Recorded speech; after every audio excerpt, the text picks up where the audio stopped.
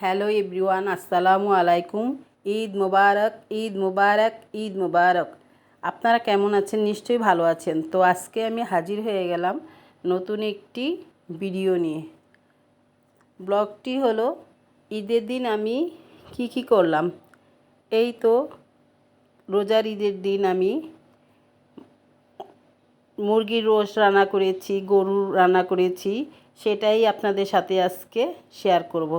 এখন আমি মুরগিগুলো ধুয়ে নিয়ে আগে থেকে রেখে দিয়েছিলাম। এখন এগুলোর ভিতরে সব পদের মশলা দিয়ে মাখিয়ে নিচ্ছি। এটা ভালো করে ফ্রাই করে এটাকে রোস্ট রান্না করে ফেলবো।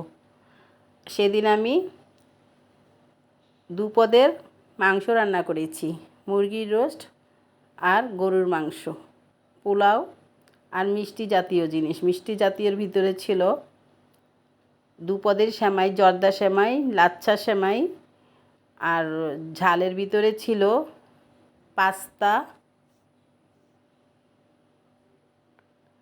আর মিষ্টির বললামই তো 3-4 পদের রান্না করেছিলাম। সেটাই আপনাদের সাথে আজকে আমি শেয়ার করছি। এই তো এখন আমি মুরগিগুলো এপাশ উপাস করে ভালো করে ভেজে নিচ্ছি।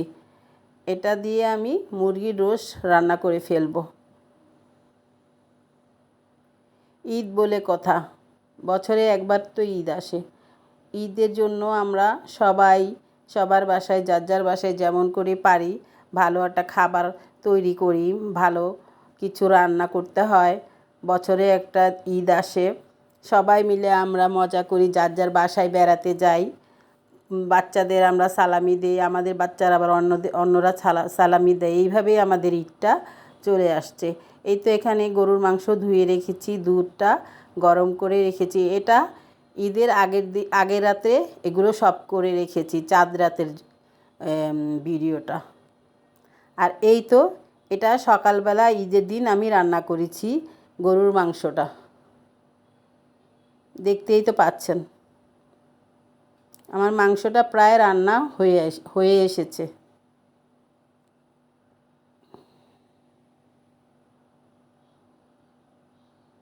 আর এইখানে আমি আরেক চুলায় পাস্তাটা সিদ্ধ করতে দিয়েছি, পাস্তাটা রান্না করব।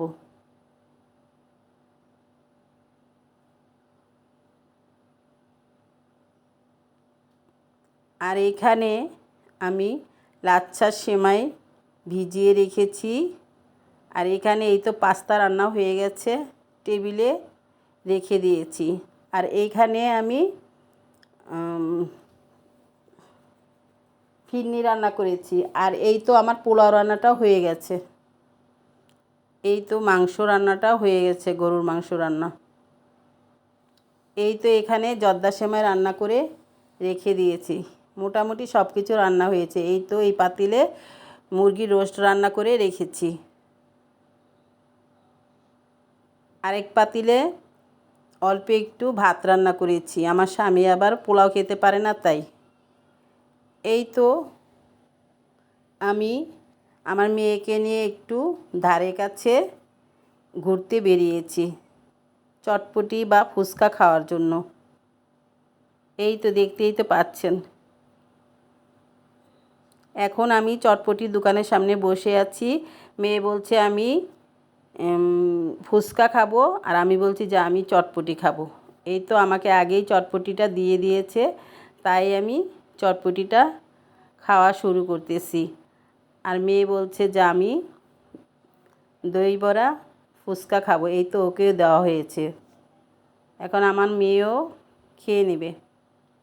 দর্শক, আমার এই ভিডিওটা যদি আপনাদের ভালো লেগে থাকে তাহলে অবশ্যই একটা লাইক দিয়ে দেখা শুরু করবেন এবং একটা কমেন্টস করে জানাবেন ঈদের দিনের ভিডিওটা কেমন ছিল, এবং একটা সাবস্ক্রাইব করে দিবেন। যারা করেছেন তাদের অনেক ধন্যবাদ, যারা করেননি তারা এক্ষুনি একটা সাবস্ক্রাইব করে দিবেন। আপনাদের সাবস্ক্রাইব, কমেন্টস, লাইক আমাকে অনেক দূরে এগিয়ে নিয়ে যেতে পারে। এই তো আমরা এখন বাসায় চলে আসতেছি।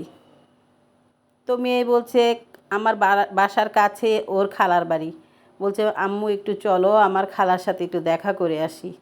তাই আবার একটু ওর খালার বাড়ি চলে যাচ্ছি। এই তো মা মেয়ে রিকশায় উঠে খালার বাসায় রওনা দিলাম। এই তো চলে আসলাম। বলতেছি যে কিছুই খাবো না, তাই আমাদের জন্য ওদের বাসায় আবার মেহমান এসেছে। আমার মেজো বোনের মেয়ের জামাইয়েরা সবাই বেড়াতে এসেছে। সবাই মিলে একখানে চা বিস্কিট এগুলো খাচ্ছি, দেখতেই তো পাচ্ছেন। আল্লাহ হাফেজ।